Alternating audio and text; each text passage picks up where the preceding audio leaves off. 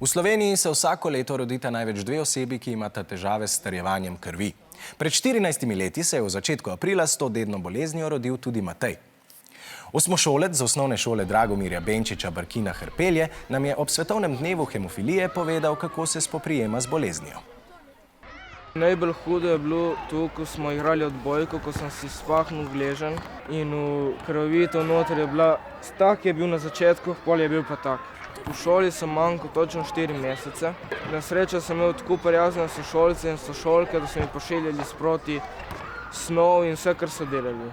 Imam hemofilijo oblike A, kar pomeni, da imam že nekaj svojega faktorja v telesi, sem rabil še dodatno, da se mi je popolnoma zdravilo. Matej omenja faktor, ki skrbi za strjevanje krvi. Ker ima Matej lažjo obliko hemofilije, si faktorja ne dodaja z injekcijo redno kot nekateri drugi hemofiliki, ampak dobi zdravila le, kadar ima krvavitev. Tu me je tata vozil vsaka 2 dni v Ljubljano na injekcije, po zdravila, po vse. Sem hvaležen temi, da je nastavil to zdravilo, da si lahko pomagamo. Hemofilik ne krvavi močneje kot osebe brez hemofilije, ampak dlje.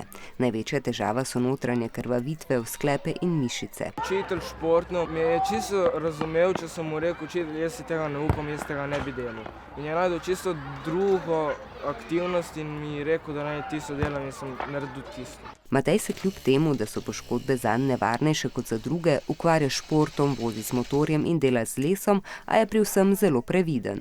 Se sploh ne zavedam, da sem pazljiv, jaz v bistvu sam poslušam navodila svojega tata in mame. Imam protivrezne hlače, ki mi jih je kupil tata, tudi železne čevlje, da če mi kaj pade na prse, da mi ne bo nič. Z lesom se rad ukvarjam, zaradi tega, ker je vsestranski, lahko z njega narediš milijon stvari. Družina je izvedela, da ima Matej hemofilijo, ko je bil star 7 let. Zame to ni sploh nič spremenilo, ampak za mamo in za tata pa je to pomenilo več skrbi in vse.